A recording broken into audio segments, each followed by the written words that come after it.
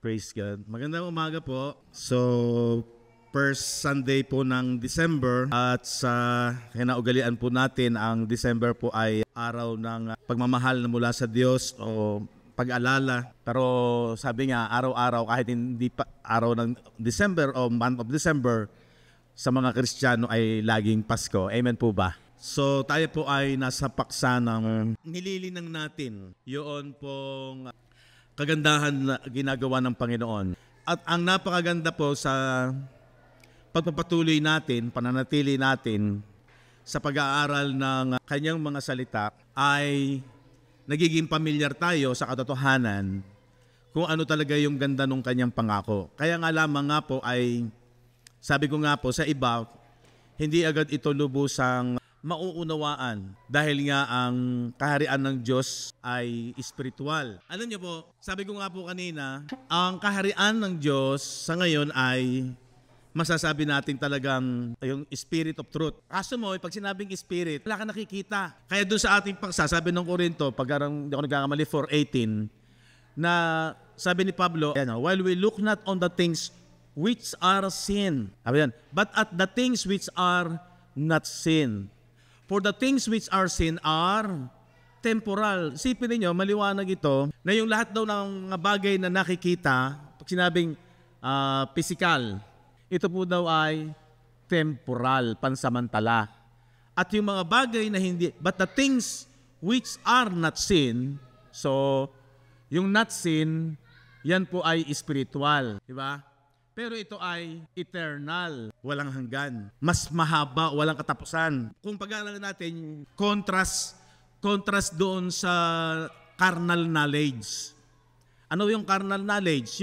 Yung knowledge about sa mga bagay na na-oobserba natin, nahahawakan natin, nakikita natin. Ang problema, ang tao, sanay na yung ebidensya ng katotohanan ay sa pamamagitan ng nakikita. Yun ang facts. No? Ang mahalaga kasi dito, yung katotohanan, evidence. Pero sabi ko nga, even yung mga first century believers, dito sila nahirapan, kaya confused. Kasi lagi silang nag-o-observe sa nakikita, nahahawakan, na nararamdaman ng physical. Pero yung mga bagay na hindi nakikita, lalong-lalo na ang salita ng Diyos, paano mo ma-adjust yung iyong paniniwala sa isipan na mas totoo yan.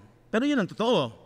Yung mga bagay na hindi nakikita. Kaya sabi ko nga po nung Wednesday, yung Old Covenant, simula yan, ang focus niyan sa flesh. At yun namang New Covenant sa Spirit, which is yung mind. Tingnan niyo, sa Hebrew, alam niyo yung aklat ng Hebreo, comparison noong pagkakaiba ng New Covenant sa Old Covenant.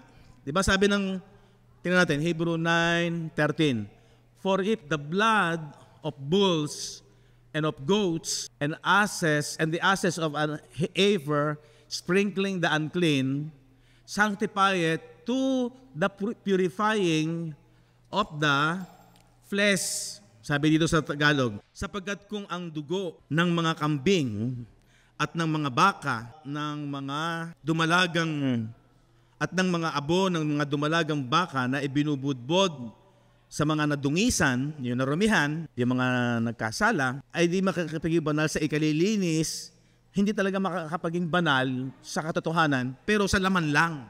Ang nililinis lamang ay yung flesh. Kaya yung kanilang, yung blessing ng Old Covenant, puro sa physical yon. Pag binasa natin yung hindi sila magkakasakit, walang salot, walang kaaway na magtatagumpay, yung pinag-aralan natin last Sunday kay Brother Ray, na ibinigay yon sa Joshua, di ba? Sa aklat ng Josue, na ipinagkaloob ng Diyos yung lahat, yung physical land, yung land of promise, pagkatapos yung sila ay umunlad, walang kaaway na magtagumpay, puro physical yon. That is physical blessing. Inuna ng Diyos yung physical. And then, ang sabi ng Hebrew chapter 8, verse 5, na naglilingkod sa anyo ng anino ng mga bagay sa kalangitan. Yung paglilingkod ng mga priest doon sa Old Covenant, sa temple, ay shadow, sabi diyan, who serve unto the example and shadow of heavenly things. Yung pong nakikita during sa Old Covenant na mga ritual, yun daw po ay imahe. Sana naintindihan niyo pag sinabing shadow, wangis. Pero hindi yun ang ang totoo. Sabi niya, as Moses, a shadow of heavenly things, as Moses was admonished of God when he was about to make the tabernacle, for see, said he, that thou make all things. Sabi, gawin mo ang lahat ng mga pinakita sa iyo, yung pattern, yung drawing, shewed to thee in the mount. And then verse 6, but now had he obtained a more excellent ministry, by how much also he is the mediator of a better covenant, which was established upon better promises. Ang sabi ng verse 6, datapot ngayon kinamtan niya ang ministeryong lalong marangal. Sino yung kumamit ng ministeryong lalong marangal? Yung Panginoong Hesukristo bilang siya yung saserdote, yung pinaka-katotohanan na priest. Yung Old Covenant ng mga priest sa Israel, yun po ay anino. Kaya sabi dito sa verse 6, by how much also he is the mediator, so Jesus, of a better covenant, mas mabuting tipan, mas magandang tipan, which was established upon better promises, at mas magandang pangako. Ang problema nga lang, hindi nakikita kasi nga spiritual. Alam nyo, itong journey ng ating pag-aaral, kinakailangan nasasanay na yung ating isipan sa katotohanan na yan. Yung blessing ng physical sa Old Covenant, medyo hindi tayo masyadong nagpo-focus na doon kasi yun po ay shadow. Ang sabi ko nga sa isang kausap ko kagabi, alam mo, itong mga bagay na physical, pag dito ka nagbase ng kaligayahan, pag dito mo hinanap lamang ang kaligayahan, walang masama na habang nabubuhay tayo sa lupa, nasa physical tayo, ay mag-enjoy tayo kung kinakailangan kang mag-enjoy, nung nasa tamang pamamaraan ng pag-enjoy. Pero kapag dito mo lang iniasa sa mga bagay ng physical blessing, ang tunay na kaligayahan, mabibigo ka. Maraming nadidepress, madaming nagkakaroon ng anxiety. Pag nabigo na sila, pag may mga experience na silang hindi maganda, tinanin nyo, sabi ko nga, ang katotohanan ay ito. Ang isang pamilya nabubuhay na kailangan maging masaya, maganda. Kaya naman ang mga magulang, ang mag-asawa, nag-iisip at nagpaplano hanggat abot ng kanilang makakaya. Pero sa katotohanan, sabi ko, pag pinalawak natin ang ating isipan, at ito yung layunin ng salita ng Diyos, yung maging malawak ang ating pananaw, na makita natin na itong physical blessing may hangganan at nagbabago. Fading, corrupted, hindi siya constant. Hindi tuloy-tuloy ang ligaya. Meron kang mahal sa buhay, mamaya mawawala yan. Nangyayari yan. Diba? Nangyayari yan. Hindi mo gustong mawala ang iyong mahal sa buhay, ang iyong kasama, pero wala tayong magagawa. Yan ay nangyayari. Nagaganap. Iba-iba pang ang sitwasyon ang nangyayari at nararanasan. Kaya sabi ko nga, pag hindi ka na-establish sa katotohanan ng pananaw, ng salita at pag-iisip ng Diyos sa buhay natin habang nabubuhay ka sa lupa, kaya yung iba, nagiging corrupt na rin, naaapektuhan ng korupsyon ng pag-iisip ng laman. Kasi iniisip nila, pag hindi ko ginawa ito, hindi ako magiging maligaya. Sayang ang buhay. Diba? Sabi nga nung iba, magbisyo ka o hindi ka magbisyo, mamamatay ka rin. Ano maganda? Magbisyo na rin lang. So iyon na parang nagiging magandang sa kanila, magandang pananaw. Mamamatay din lang, kung bawal yan, kaysa naman sa hindi ko matikman ang sarap, di pag namatay ako, sayang, wala na rin. Ganun lang ang kanilang focus ng kanilang kaligayahan. Although hindi naman masamang mag-enjoy sa lupang ito. Pero sa pananampalataya, pag pinaniwalaan mo yung mga bagay na hindi nakikita, na yun ang mas totoo. Kasi yun ang sinasabi ng Bible na itong physical blessing sa Old Covenant ay shadow, anino. Ano yun? Pansamantala lang. Ang sabi ko nga sa kausap ko kagabi, pag pinag-aralan mo nga ang buhay, yung nakaraan, parang pangarap na lang. Hindi ka na pwedeng, hindi totoo yung time machine. Di ba meron tayo mga napapanood ng time machine? Nababalik ka doon sa nakaraan para yung error mo, yung mga nagawa mong mali, itatama mo. Which is, hindi. ano na lang yan, aral na lang yan, lesson na lang yan. At pangalawa, hindi ka dapat mag-stay doon sa kalungkutan o kabiguan na mga nagawa mo, mga failure mo. Kasi bilang mananampalataya, kung meron namang mga bagay na hindi naging maganda, talagang ganun ang laman. Yun ang nature ng laman. Walang hindi nagkakamali. Ang maganda lamang, meron kang lesson na natututunan. Diba? Pero kahit pa may record ka ng failure sa nakaraan, doon ang conditional ng pag-ibig ng Diyos eh. Pero kung may failure ka sa nakaraan, hindi ka mag-stay doon. Hindi bale na. Mayroon namang pangako ang Diyos na panibagong buhay at yun yung eternal life. Amen? Sabi ko nga doon sa kausap ko kagabi, mas maganda ron. Minsan nga lamang, masyado tayo natatangay nung ang kamalayan natin habang nasa physical, masyado tayong natatangay nung mga bagay na naririto sa lupa. Hindi naman masama, maghanap buhay ka, mag-aral ka, magnegosyo ka, magplano ka ng maganda, pero wag mong ilalagay lamang dyan ang ganda ng iyong buhay na mararanasan.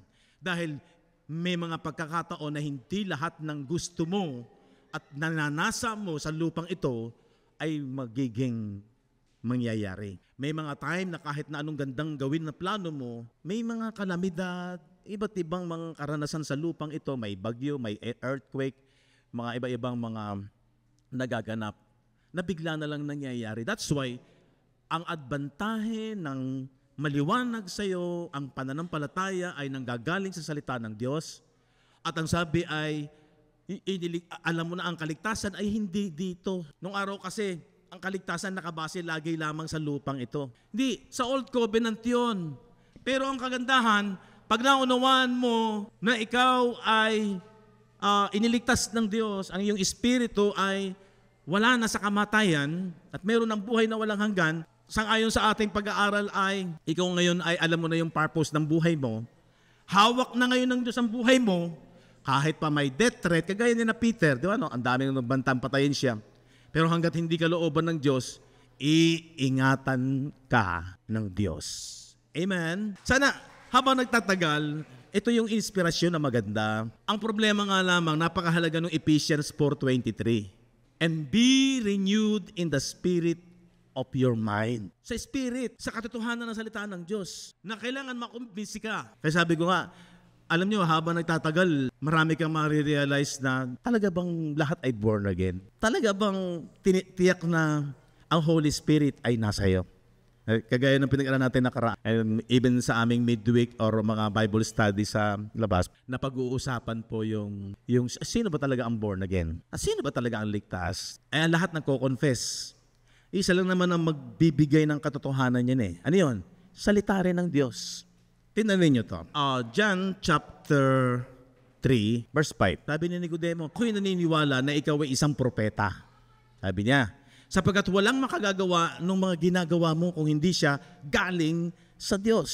So si Nicodemo ay nakumbinsi na si Jesus talagang galing sa Diyos. Pero ang problema, pinarang kasi ni Jesus. Ano sabi ni Jesus? Jesus answered, Verily, verily, I say unto thee, except a man be born of water and of the Spirit. Ano yung water dyan?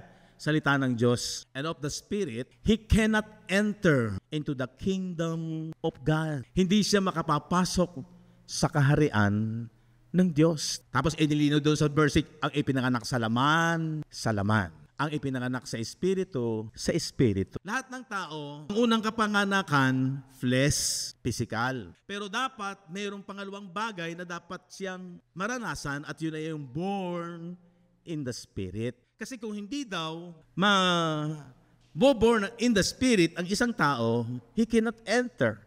He cannot see the kingdom of God. Diba? Sabi diyan, he cannot see or he cannot enter into the kingdom of God. Kaya mahalaga po yung makita mo na ikaw ay nakapasok, makita mong ikaw ay nasa kaharian na ng Diyos. Paano mo makikita? Anong gagamitin ng isang tao para makita niya na siya ay nakasisiguro na pinaghaharian na ng Diyos at siya ay napasok na sa kaharian ng Diyos? Kasi ang tinutukoy dyan, hindi yung patay na, hindi lang yung patay ang makakakita o makakapasok sa kaharian. Hindi, habang siya'y nabubuhay, kinakailangan na siyang ipanganak sa Espiritu at doon lang siya makapapasok sa kaharian ng Diyos. Ibig sabihin, nabuhay na mag-uli na uli yung kanyang espiritu. At yun ay nagiging malino na sa atin sa pag-aaral natin ng ginawa ni Jesus sa krus ng Kalbaryo, na pag tinanggap natin yung gospel, malimit nating mapakinggan yung I have begotten thee through the gospel. Isinilang ko kayong muli sa pamamagitan ng ebanghelyo. So ang isang tao na tumanggap ng mabuting balita ng ginawa ni Jesus sa krus ng Kalbaryo, kailangan maliwanag sa kanya yan, yung ito po yung aral ni Kristo o doctrine. May tinatawag na doctrine. Napag-usapan po namin minsan yung salitang doktrina sa lengguwahe ng tao, naging parang iba yung pakahulugan. Ano doktrina nyo? Para bagang kulto? Parang gano'n ang lumalabas. Kaya yung ibang mga tao, huwag natin pag-usapan ng doktrina. Hindi, mahalaga po yung doktrina tungkol sa ginawa ni Kristo. Kailangan maliwanag sa iyo yan dahil sabi ng Ephesians 4:3-4, kung ang aming ebanghelyo ay natatalokbungan, may talokbong ito sa mga naliligaw o napapahamak o may danger. At napag-aralan natin na ang totoong mayroong Holy Spirit sa kanyang buhay, ang dami kasi nagko-confess ay kailangan, ang sabi ng, lipat tayo, Ephesians 1:13, whom also you also trusted, yung inyong pinagtiwalaan. Ano pinagtiwalaan? After you heard, pagkatapos ninyong mapakinggan, the word of truth, ang salita ng katotohanan. Hindi po salita ng tao. Salita ng katotohanan, salita ng scripture, salita ng Diyos. Ano yung pinatotohanan ng salita ng Diyos? The gospel of your salvation. Saan tayo iniligtas? Sa physical ba? Sa Old Covenant, flesh ang issue para maintindihan natin. Pero sa panahon ng New Covenant, ang issue, yung ating espiritu, yung ating inward man, na dating patay, lahat ng tao namatay ang espiritu from Genesis kay Eva at kay Adan. Nung nagkasala yung ating unang magulang na si Eva at si Adan, sabi ng Romans, naghari ang kamatayan. Anong kamatayan? Spiritual. So, ang magbibigay ng buhay doon para mawala sa kamatayan ay yung gospel. At ang blessing nito ay spiritual. Yung ating espiritu. Ano yung ating espiritu? Yung mismong may kamalayan, lalo na yung pag-iisip. Yun ang pinaka-factor ng espiritu sa isang tao. Ang napapahalagahan lamang ng maraming mga tao, yung physical needs, flesh. Pero ang pinahalagahan ni Jesus, ang pinakamataas na antas ng blessing sa buhay ng isang tao, yung kanyang consciousness, yung kanyang espiritu. Sabi ko nga, tinanin nyo, nalulungkot tayo. Ako, sabi ko nga, inamin ko. Sabi ko nga sa aking anak, ako nga halos 2 buwan pero hindi ko naman pinagsasabi. Pero buti, na ako doon, medyo nakaka-recover na. Ano yun? Halos araw-araw umiiyak ako. Kasi mamimiss mo yung dati mong kasama, wala na. Kaya sabi ko, talagang ganito buhay kasi naman sa nakita kong hirap na siya. Pagkatapos, halos mawawala na rin sa kanyang katinuan dahil wala na So, gugustuhin mo ba na mabuhay siya na sa ganong kalalagayan? Kaya sabi ko nga, ang comfort ko na lang is, ang pangako ng Diyos, kasama natin siya sa espiritu. Hindi nga lang natin naiintindihan yun. Hindi natin nakikita kasi yung mga bagay ng espiritu. Pero paano natin nakikita ang katotohanan ng mga bagay ng espiritu? Salita ng Diyos. Tingnan niyo yung Ephesians, bakit ba tayo nag-aaral? Bakit ba tayo nagpupunta sa simbahan? Bakit ba tayo ini-encourage na mag-aral ka? Okay, Ephesians chapter 1, verse 18. Di ba sabi nung John 1:5, except a man be born in the Spirit, he cannot enter or see the kingdom. Paano mo makikita? Kung ang gagamitin mo ay yung observation mo sa spiritual mong, sa physical mo, carnal knowledge, hindi mo makikita na ikaw ay nakapasok sa kaharian ng Diyos. Paano mo nakita na ikaw ay nasa kaharian ng Diyos? Ano sabi nung 18? The eyes of your understanding being enlightened, that ye may know what is the hope of His calling, and what the riches of the glory of His inheritance in the saints. Basahin ko sa Tagalog. Yamang naliwanagan ang mga mata ng inyong puso. Meron palang mata yung ating puso, isip. Yung pagkaunawa. Yun yung nakakakita. Napipicture nung salita ng Diyos yung sa ating isipan. Yung kanyang pangako. Pag sinabing eternal, magpakailanman. Pag sinabing much better, maniniwala ka doon. Maniniwala yung isip mo. Kasi sinasabi nung salita ng Diyos. Ganun ang pananampalataya. Sabi ko nga, minsan tayo yung tao, laging lamang ang physical yung relasyon mo sa asawa mo, sa anak mo. Wala namang masama sa kapatid mo, kaibigan mo, mga mahal mo sa buhay. Diba? Iniingatan natin yan. Sabi nga nung ibang kumari, huwag magkalamat. Pero tanong ko nga lang, sabi ko doon sa kausap ko, tanong ko, ganun ba rin tayo ka-conscious na ang Diyos na may likha ng lahat ng bagay ay isa ring persona pero wala sa physical. He is in the spirit. Kasi God is a spirit. Ang problema sa tao, lamang na lamang ay yung nakikita. Iniisip mo ano bang nasa isip ng aking mahal sa buhay, baka nagtampo siya, baka hindi niya ako naintindihan. Lagi tayong concern sa relasyon sa physical. Pero pag nare-renew talaga ang isang isipan, be renewed in the spirit of your mind. Doon ma-enlighten. Doon mo makikita yung pangako ng Diyos, yung isip ng Diyos, yung kalooban ng Diyos. At makikipagrelasyon ka sa Kanya. Tinanggap mo siya bilang Panginoon, tagapagligtas ng iyong buhay, pero parang relihiyon Umalis na tayo sa religious mindset. Basta nakasimba ka lang. Nakapakinig naman ako ng salita. Pero tanong, gaano mo nagiging sensitibo sa relasyon mo sa Diyos? Talaga bang napiplease mo siya? Di ba sabi ng Hebrew 11:6, for without faith, it is impossible to please God. Anong klaseng faith meron tayo sa Panginoon? Pasaw-saw lang? At ang mas mahalaga lagi sa atin, yung physical aspect ng buhay natin. Mahalaga din yung yung siyasatin mo sarili mo. Di ba yung ating paksa?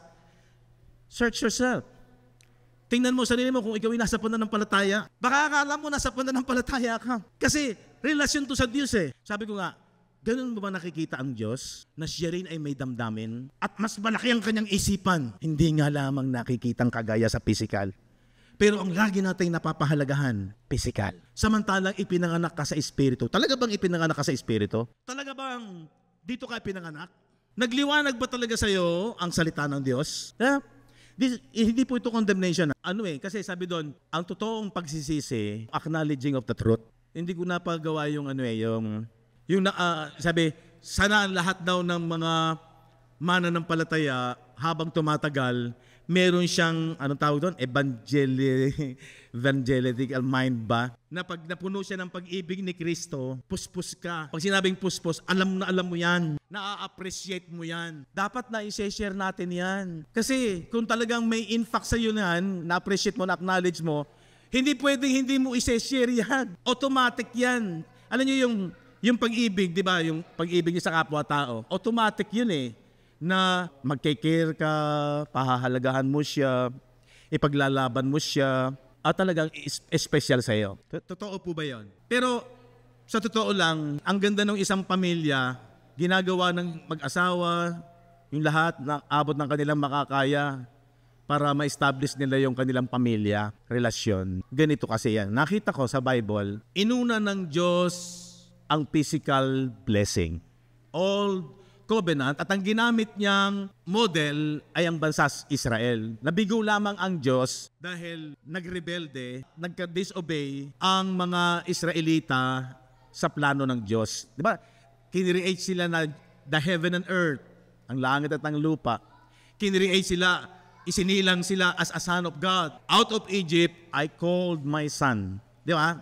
Nung umalis sila sa Egypt, nakipagtipan sila sa Diyos at nabuo sila as a nation, as a heaven and earth, bilang peculiar people, namumukod tangi. Gagawin silang modelo. Na kapag nakita yon ng maraming mga bansa sa paligid, kasama naman ang Gentile sa sa design at plano ng Diyos. Na kapag nakita yon ng mga Gentiles outside sa nation Israel, wow, ang ganda na nangyari sa bansang Israel. Iningatan sila. Kita sa observation, sa physical, yung nangyayari kung gaano makapangyarihan ang Diyos. Yan yung design ng Diyos. Kaya ang Old Covenant ay physical. Talagang dito muna dadaan. Kasi ang lahat ng mga physical na bagay is parallel. Pag sinabing parallel, yun nga, shadow, image, papunta rito sa spiritual. Mula dito, dadalhin sa mas mataas na antas ng pagpapala. Ganon katalino ang Diyos para maintindihan yung kanyang plano. Sa totoo lang, hindi pinahihirapan ng Diyos ang tao para maunawaan yung kanyang plano. Di ba sabi ng Ephesians 1:4 and 5, before the foundation of the earth, bago pa nilikha ang anong bagay sa lupa, nasa isip na ng Diyos yung panukala niya, yung kanyang design, na ang tao ay magiging walang dungis, banal, sa pamamagitan ng pag-ibig, ito yung love, at sila ay makakaranas ng adoption, yung pagiging anak, in the Spirit. Design na yun ng Diyos, dadaan muna rito para madaling maintindihan ng tao. Kasi all truths are parallel. Na kung paanong ang isang isinilang, nagpapasimula sa isang bata, ay pagkatapos ay nagkakaroon ng improvement sa kanyang katawan, nadidevelop, lumalago, nagiging matatag at nagiging matibay. Ganon din in the Spirit. Kaya hindi na para mahirap maunawaan kung bakit tayo ay hinihimok na grow in the knowledge of grace, di ba? Let us go unto perfection. Ito yung perfection. Ito yung kaganapan, kasakdalan, pinaka-ultimatong blessing. Pero pag hindi ito nakita ng katotohanan ng isang Kristiyano, ng isang tao, ano yan? Malaking katanungan. Born again ka ba? Ligtas ka ba? Nasa iyo ba ang Espiritu ni Kristo? Paano nananahan ang Holy Spirit? Tinatanggap mo yung kanyang salita. Kasi, sabi ng 1 Peter 1:21, isinilang kayo, hindi sa binhing may kasiraan, kung hindi sa binhing walang kasiraan. Si Kristo at ang kanyang salita. Doon tayo isinilang. Kaya napakahalaga nung aral, yung atin pong huling paksa. Tingnan ninyo kung gaano kahalaga yung aral. Huwag natin itong babaliwalain. Pag ito binaliwala mo yung kahalagahan ng aral ni Kristo, Doctrine of Christ, which is ito yon, medyo magkakaroon tayo ng problema. Ang salita din lamang ng Diyos ang nagpapatunay kung ang isang tao ay Kanya. Romans 8:9, but ye are not in the flesh. Wala na kayo rito. But in the Spirit. Sana malinaw sa inyo yan. But ye are not in the flesh. Unang-una, kung hindi agad maintindihan yan, ito lang yan. Wala ka na sa lumang tipan. Ikaw ay nasa bagong tipan na, but in the Spirit. If so be that the Spirit of God dwell in you. Paano ka isinilang sa Espiritu? Tinanggap mo yung gospel. Mabuting balita. Malinaw sa iyo. Now, if any man have not the Spirit of Christ, kung wala sa isang tao ang Espiritu ni Kristo, ano sabi dyan? He is none of His. Hindi talaga siya kay Kristo. Di ba yung paksa natin noong nakaraan? Ang ilustrasyon talaga natin, yung halimbawang napakaganda, yung pangyayari sa mga Israelita, sa mga Hudyo. Ipinaglalaban nila na sila sa Diyos. Ipinaglalaban na sila na sila'y lahi ng mga anak ng Diyos, binhi ni Abraham. Pero ano sabi ni Jesus, di ba? Doon sa John chapter 8, ano sabi ni Jesus? Nakita ko na wala sa inyo at hindi nananahan sa inyo ang salita ng aking Ama. Bakit? Kasi yung sulat ni Moises, hindi naman talaga nila sinusunod. Yung doctrine, yung aral ni Moises sa Old Covenant, sa Scripture, ay hindi nila ginaganap. And then sabi po doon sa John 8:42, Jesus said unto them, if God were your Father, ye would love me. For I proceeded forth that and came from God. Sinabi sa kanila ni Jesus, kung ang Diyos ang inyong Ama, ay inyong iibigin ako. Sapagkat ako'y nagmula at nanggaling sa Diyos. Sapagkat hindi ako naparito sa aking sarili kung hindi sinugo niya ako. Ang nangyari kasi sa mga Hudyo, ang kahinaan nila laging observation sa physical. Kasi ang tingin nila kay Jesus, sa physical, sa nakikita ng kanilang literal na mata, pangkaraniwan lang na tao. At kaya sinasabi nila na namumusong si Jesus, nagpapanggap siyang Diyos, nagpapanggap siyang siya ang Mesiyas. Pero dahil sa nakikita ng kanilang mata, wala sa kwalifikasyon na ikaw yung anak ng Diyos. Dapat ikaw ay may tingin nila yung postura, yung talagang maharlika sa pananamit. Siguro ganun ang hinahanap nila. Kaya si Jesus, hindi nila matanggap kahit na gumawa ng mga himala mga signs and wonders, yun lang ang pinatutuhanan ni Jesus sa pamamagitan ng kanyang mga signs and wonders. Pero tumitingin pa rin sila sa observation ng kanyang standard ng kanyang pamumuhay, anak lang siya ng karpintero. At hindi nila iniintindi yung kanyang aral, yung kanyang salita. Doon sila nag-fail, doon sila bumagsak. Kaya sabi ni Jesus, mayroong magsusumbong sa inyo. Si Moises din ang magsusumbong sa inyo. Ibig sabihin, dahil hindi nyo tinupad yung aral ni Moises. So anong halaga? Yung aral, yung nasulat. So ganito rin sa ating panahon ngayon. Basahin natin itong 1 Timothy 4:16. Take heed unto thyself and unto the doctrine. Continue in them. Diba? For in doing this, thou shalt both save thyself and them that hear thee. Ingatan mo daw yung sarili mo, lalo na sa nangangaral. Sabi doon, mag-ingat ka sa iyong sarili. Ano ang iingatan? At sa iyong puro, doctrine. So mahalaga po yung aral. Continue in them. Manatili ka sa mga bagay na ito. Ito yun, yung kanilang aral ng Ebanghelyo. Sa paggawa mo nito ay ang iyo ring sarili. Kasi ninyo yun, yung ililigtas. Pati ng mga nagsisipakinig sa iyo. Di ba may danger na kung ang isang nagtuturo, yung kanyang doctrine, ay hindi yun ang pinakinggan mo at pinahalagahan mo. Kung hindi tinin mo, yung personalidad ng nagtuturo, yung siya ba ay professional, siya ba ay kapanipaniwala yung kanyang pagkatao, wag yun. Pangalawa na lang yun. Ang pinaka-importante, yung aral, yung doctrine. Masyado kasi tayo natatangay kung mahusay magsalita, parang magaling maghabi-habi ng mga salita, hanga na tayo doon. Sabi ni Brother Ray, ang unang-unang kinukuha ng maraming mga preacher, yung emotion mo. Pag ikaw ay natangay yung emotion mo, yung senses mo, maiiwan niya. Hahanap-hanap mo kaya ka-a-attend. Ang nadala sa iyo, physical, hindi yung spiritual, hindi yung isipan mo.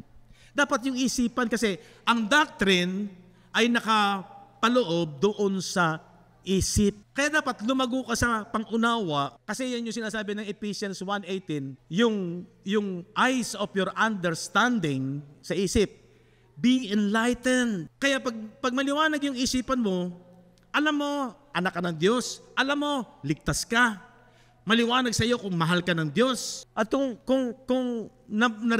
napuspos ka, tingnan niyo itong Philippians chapter 1 verse 9. And this I pray, that your love. Meron po ba kayong pag-ibig na nanggagaling sa Panginoon? Amen. Totoo naman yun. Kaya lang, ano sabi dyan? And this I pray, at ito ang aking ipinapanalangin. At ito ang dinadalangin ko, na ang inyong pag-ibig saan? Sa Panginoon yan, ay lalo't lalo pang sumagana nawa.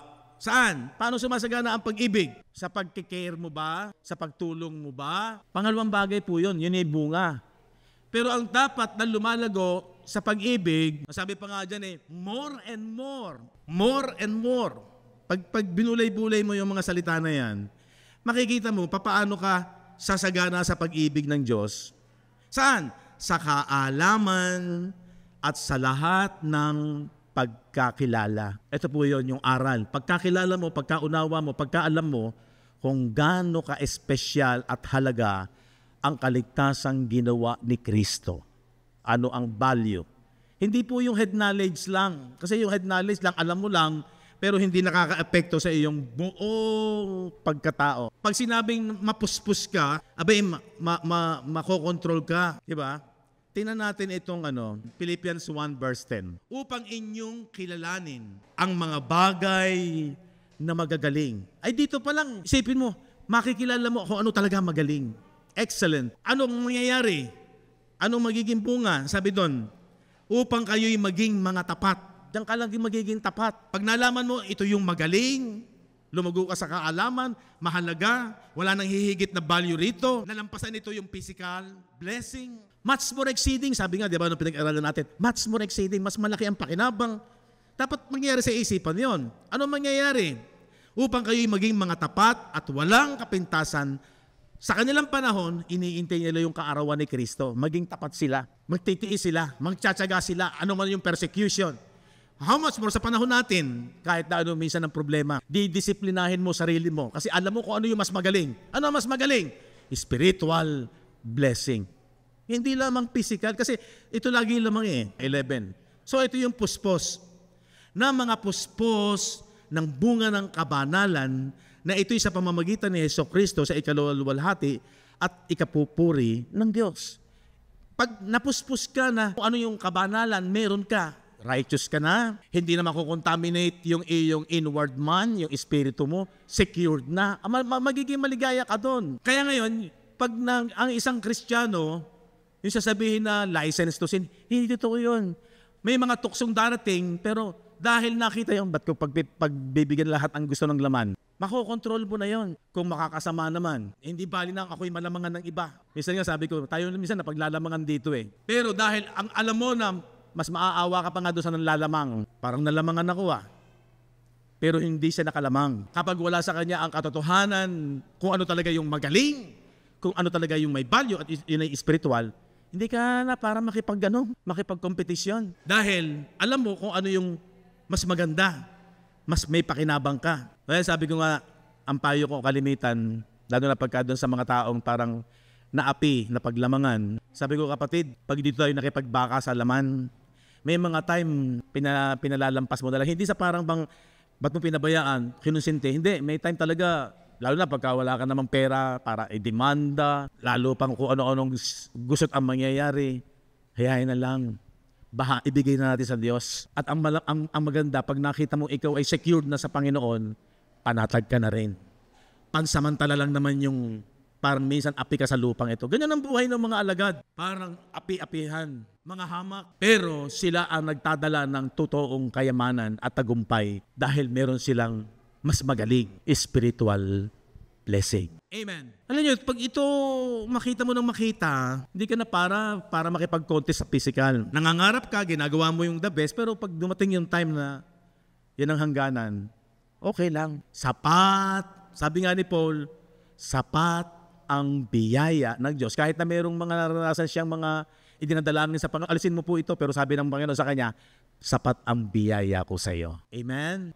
Ito yung isipan ng isang tunay na naunawaan ang kahalagahan ng ginawa ng Panginoon. Okay, tuloy natin. Verse 15. Tunay na ipinangangaral ng iba si Kristo sa kapanaghilian, sa pakikipagtalo, ng mga iba naman sa mabuting kalooban. Alin ang pipiliin mo dyan? Kailangan yung mayroong mas mabuting kalooban. Hindi lamang yung sa kapanaghilian, hindi lamang sa pakikipagtalo. Tayo, hindi naman pakikipagtalo, ipinapaunawa natin kung ano yung mas totoo at mas tama. Pero kung ayaw, pa tayo makikipagtalo kung ayaw. Sabi ko nga minsan, kalimitan kasi, pride ang umiiral Gustuhin man nating sabihin ng katotohanan, pero kung sarado na ang isipan, wala tayong magagawa Minsan ang tao, ang mas mahalaga sa kanila, yung kanilang pananaw, yung pride. Ang titingnan kasi yung pagkatao mo, personalidad mo. Yung sa pandaman nila, yung sa kwalifikasyon nila, yun ang papasa. Ang ginagamit nilang observation, yung parameter nila sa physical, sa carnal knowledge. Hindi sa spiritual, hindi pa rin sa salita ng Diyos. Diba? Verse 17. Datapot itinatanyag ng iba si Kristo dahil sa pagkakampi-kampi. Yun ba, ang iniingatan nila, yung fellowship nila, yung bonding nila. Yun ang mas mahalaga sa kanila kaysa doon sa katotohanan ng salita ng Diyos. Okay? Hindi sa pagtatapat. Anong mahalaga? Yung katapatan ng scripture, ng kasulatan. Hindi yung pagmamalaki kaya sabi ni Jesus, hindi ko hinahanap ang aking kaluwalhatian, yung mapuri, yung siya ay maparangalan, ma-appreciate, ma-acknowledge. Yun ang kahinaan ng laman Hinahanap muna yung kaluwalhatian ng laman, ng kanyang personalidad sa pagkataong laman. Hindi yung katapatan sa salita ng Diyos. Ang kahinaan kasi ng marami, yung gusto na a-acknowledge, na a-appreciate, napupuri. Nauuwi nga sa sa yabang. Umuuwi sa yabang yun Hindi na yung perimeter ay salita ng Diyos. Okay, itinatanyag si Kristo dahil sa pagkakampi-kampi, hindi sa pagtatapat. Na ang iniisip ay dalhan ng kapigatian si Pablo sa kanyang mga, para i-down si Pablo dahil ang sa kanila, kaluwalhatian nila, yung samahan nila, nung mga Pariseo in that time. Anong sabi nung verse 20? Ayon sa aking maningas na paghihintay at pag-asa, nasa anumay hindi ako mapapahiya. Ito maganda. Mapapahiya ka na sa tao, mapapahiya ka na sa sasabihin ng tao, pero wag lang sa Diyos. Ito yung dapat na stand natin sa sinasabi din ni Apostol Pablo. Sabi doon, ulitin ko, ayon sa aking maningas na paghihintay at pag-asa. Ito yung sa espiritual. Nasa anumay, hindi ako mapapahiya. Kung hindi sa buong katapangan, na gaya ng dati, gayon din naman ngayon, dadakilain si Kristo. Pansinin niyo po ito, sa aking katawan, sa laman, maging sa pamamagitan ng kabuhayan o sa pamamagitan ng kamatayan. Sinundan niya nung pinakamagandang tema. For to me, to live is Christ, and to die is gain. So may purpose ang buhay. Kahit na parang api ka, kahit na nire-reject siya ng marami, basta ang importante, ang takbo ng pananampalataya, huwag mong hanapin yung pupurihin ka ng iba, kaluwalhatian ng tao. Ang hanapin mo una muna, salamat kung purihin tayo ng tao, kung pasalamatan tayo ng tao. Pero ang importante sa atin, yung sa Diyos tayo hindi mapapahiya. Kasi ang binibigyan natin ng katapatan, hindi sa ating kapwa-tao. Tayo nagiging tapat sa tao sa pamamagitan ng isineshare natin ang pinakamagaling at katotohanan. Pero kung ito'y ayaw nilang tanggapin, okay lang. Huwag mong isipin na ako'y napahiya. Kaya maraming ayaw mangaral. Siguro kaya ayaw na maraming mag-share, yung sila'y mapapahiya ako, pagtatawanan ako, pag isinir ko to. Ano sabi ni Paul sa Romans 1:16? Hindi ko ikinahihiya ang mabuting balita. Bakit? Alam niya mahal siya ng Diyos at walang hihigit sa pagmamahal na yon. Kaya naman, sa pagmamahal niya sa Diyos, hindi niya ikinahihiya ang pinakapuso ng Diyos at pagmamahal ng Diyos sa mga tao. Amen? Hindi ko ikinahihiya ang mabuti. Pagtatapat sa tao versus pagtatapat sa Diyos. Ano sa isa kung maging tapat ka sa tao, hindi ka naman tapat sa Diyos? Akala ng iba, kapag sila, wala namang masamang maging tapat sa tao. Tayo nga mga nangangaral at nagtuturo ng katotohanan, tapat ka. Ang isang preacher, kapag tinuturo niya ang katotohanan, tapat siya. Pero kung hindi siya magustuhan ng mga tao, kagaya ni Pablo, ay wala siya magagawa. Basta gagawin niya yung kanyang tungkulin. Sabi niya, hindi ko ikinahiya ang mabuting balita sapagkat narito ang power.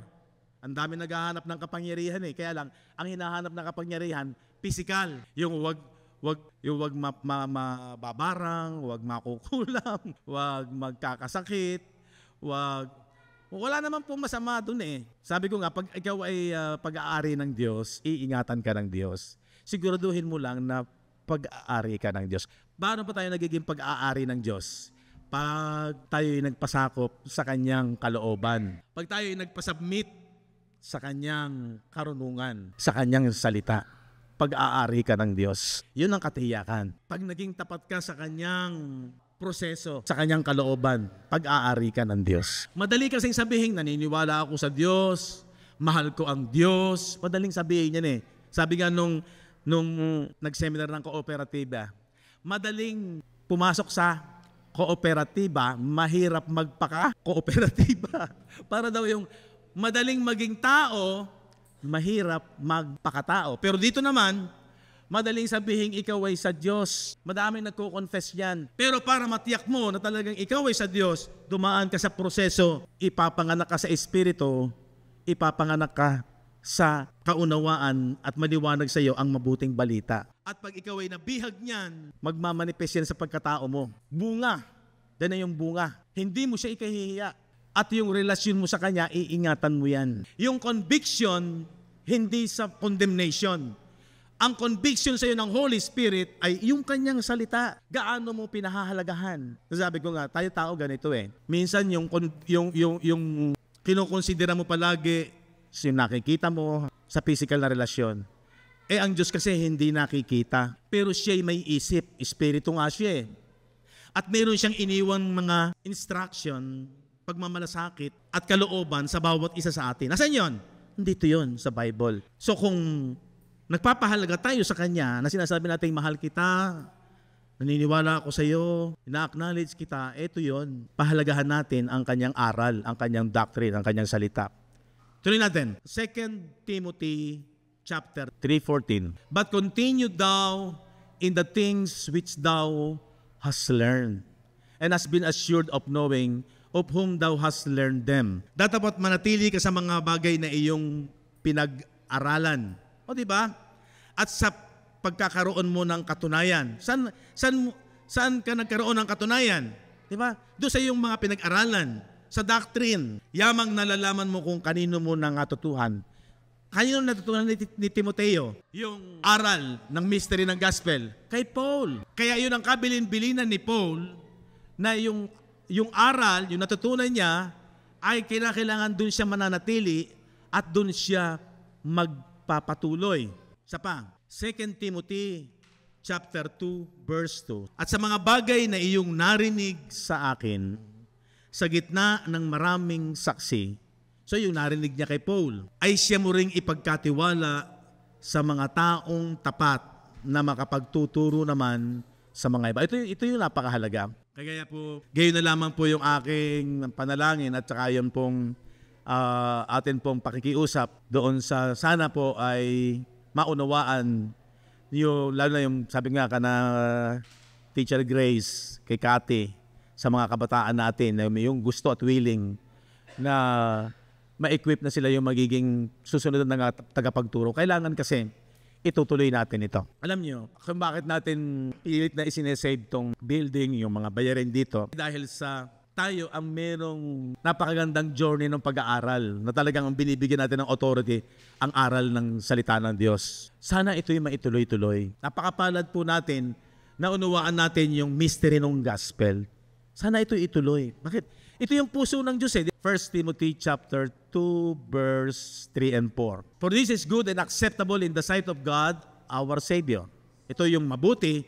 Kung ito daw yung mabuti at nakalulugod sa Diyos. Diba yun ang ating hinahanap? Ano yun? Na tagapagligtas, di ba? Who will, siya ang may ibig ng lahat ng tao ay maligtas. So, itong ating henerasyon, itong ating panahon, henerasyon, ay napakapalad natin na tayo gamitin ng Diyos para sa kaligtasan ng ibang tao. Kaya sabi lang, ang challenge nga sa atin ay i-share natin. Kung nakita mo talagang maganda at very, napaka mahusay, excellent. Ang Diyos ang may ibig na ang lahat ng tao ay maligtas at makaalam ng katotohanan na to. Ito yung knowledge of the truth. So kung ito ang kalooban ng Diyos, i-preserve natin ito, yung aral, yung doctrine. Yung doctrine, yung aral na pinahalagahan ni Apostol Pablo. At ang sabi ko nga po, andito rin lang tayo, itong building na to, nandyan lang. Ilaban natin, ginagawa ng paraan. Philippians 1:21. Sapagkat sa ganang akin, ang mabuhay ay si Kristo, ang mamatay, pakinabang. Ay talaga naman lahat tayo uuwi sa kamatayan eh. Una-una lang. Pero the blessing na dapat manatili sa ating isip at ating puso ay yung kaligtasan ginawa ng Panginoon. Mas maganda buhay sa kabila. Maganda na po, sabi nung umiiyak yung aking anak, sabi ko, huwag ka nang umiyak. Ako man umiyak din. Pero maganda na kalalagayan ng mami mo. Siya'y nasa body of Christ, nasa espiritu na siya. Yung ating mga mahal sa buhay na natili kay Kristo, mas maganda na ang kalalagay. Yun na yung comfort natin bagaman tayo nalulungkot. Wala na siya. Pero lahat tayo uuwi sa physical death. Mabuti na lang ang pinakamagandang blessing na unawaan at naintindihan natin. Amen? Ito yung journey natin. Yun na lang ang pinakaiingatan natin. Na yung pinakamaantas na blessing, gamitin ang lugar na to. Gamitin yung mga kabataan. Gamitin yung mga young professional. Sige na, nakikiusap na ako. Magpa-equip na kayo. Bigyan nyo ng panahon. Darating ang araw at oras, makikita nyo, hindi tayo mapapahiya sa Panginoon. Amen? And then verse 22. But if I live in the flesh, ang mabuhay sa laman, ay siya kong palad. Kung gusto pa ng Diyos na tayo mabuhay, dapat ganito yung ating mentalidad. Ganito dapat natin i-apply habang tayo nabubuhay sa lupa. Huwag tayong makipagkaisa doon sa kaisipan ng mga unbelievers. Ang journey lang nila nakatuon sa pang-physical. No, ito sabi niya, ngunit kung ang mabuhay sa laman ay siya kong palad, ito'y magiging mabungang pagpapagal. Mapapansin niyo yung labor dyan. This is the fruit of my labor. Pag sinabi pong labor, hindi po madali yan. So dapat nagkakaisa tayo dyan para sa kooperatibang espiritual. Amen? Yung sinasabi ng Bible na magkaisa kayo ng pag-iisip, ng panukala. Kasi pag nagwatak-watak kayo, bagsak ang kooperatiba ng Panginoon. Baka pagdating ng araw, pag hindi nagpatuloy, walang mag-labor, walang sayang. Huwag ninyong sayangin yung aming pinagpagalan, sabi ng mga apostol. Wag ninyong menosin o baliwalain. Dapat ipagyamanin natin, ilaban natin. Doon nalulugod ang Diyos, tiyak yun. Doon nalulugod ang Diyos. Amen? Kaya ipaglaban natin. Ay magiging mabungang pagpapagal. Ewan ko nga kung ano ang aking pipiliin. Di ba? Gusto na niyang sumakabila. Pero kung manatili, okay lang. Sapagkat ako'y nagigipit sa magkabila. Ano yung pagkagipitan? Ako'y may nasang umalis at sumakay Kristo. Mag-depart na. Sapagkat iyon ay lalo maputi. Naniniwala po ba kayo? Mas maganda ang buhay sa kabila. Akala lang natin, hindi to. Masyado tayo natatangay eh. Hindi masamang mag-enjoy sa lupang ito, pero balansehin mo. Mas maganda ang buhay na inihanda kung bakit si Jesus ay namatay sa krus ng Kalbaryo. O diba? Napaka-blessed tayo. May magandang buhay tayo sa pisikal, nasa layunin at purpose ng Diyos. Pagkatapos, dala-dala pa natin yan hanggang sa kabilang, which is mas maganda. Far better. 24. Gayunman ang manatili sa laman ay siyang lalong kinakailangan. Dahil sa ano? Anong purpose? Needful for you. Saan? Sa mga taong nabubuhay. Isipin natin yung ating mga anak. Anong future ang bibigay mo? Yung future lamang sa lupang ito, maging maganda? Wag. Ang pinakamagandang future na may ibibigay natin sa ating mga anak, sa ating mga mahal sa buhay, sa ating mga apo, walang iba kung hindi yung layunin ng Diyos. Yung buhay na walang hanggan. Amen. Blessed po ba kayo?